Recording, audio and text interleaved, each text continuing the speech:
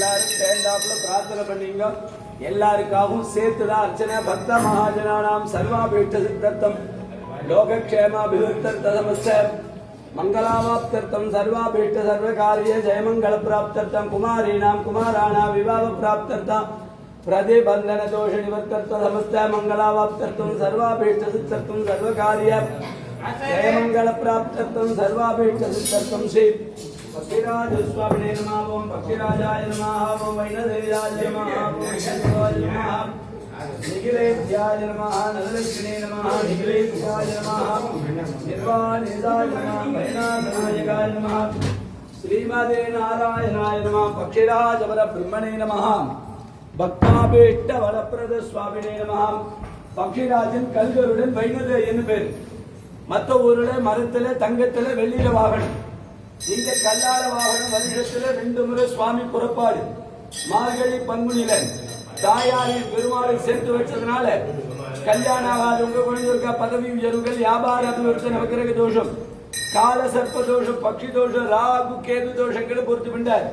குருவாரத்துல ரொம்ப விசேஷம். வியாழக்கிழமை தான் முக்கியம். இங்க தாயாரின் பெருமாளை சேர்த்து வச்சதுனால பிரார்த்தனைகள்லாம் கருட பகவான் தான். பெருமாளும் தாயாரும் கல்யாண கோலத்துல கட்சி கொடுக்கிறார். பிரார்த்தனை கருடன் பெருமாள்கிட்ட கிடையாது. அர்ச்சனை எல்லாம் கருடனுக்கு தான் எப்போதுமே. நித்தியபடியில எப்ப வந்தாலும் கருடனுக்கு தான் அர்ச்சனை. பெருமாள் தாயார்ட்ட அர்ச்சனை கிடையாது. புரட்டாசி சனிக்கிழமை 4 சனிக்கிழமை பெருமாளுக்கு ஒவ்வொரு விதமான அலங்காரம் நடக்கிறதுனால இந்த 4 சனிக்கிழமை பாத தரிசனம் ரொம்ப விசேஷம். பெருமாளுடைய பாத தரிசனம். பாக்கி நாள்லாம் உற்சவமூர்த்தி அங்க இருக்கிறதுனால பார்க்க முடியாது. உற்சவமூர்த்தி இப்ப நவராத்திரி மண்டபத்துல 100 மண்டபத்துல இருக்கிறதுனால அங்க தரிசனம் பண்றதுனால இங்க பாதம் பார்க்கலாம். இந்த 4 சனிக்கிழமை ரொம்ப விசேஷம். புஷ்பத்தினால அலங்காரம் பண்ணும் பொழுது மனசுல உள்ள கஷ்டங்கள் எல்லாம் பொறுத்து தோஷங்கள் எல்லாம் நிவர்த்தியா இருக்கு. அதனால புஷ்பங்கி தரிசனம் ரொம்ப விசேஷம்.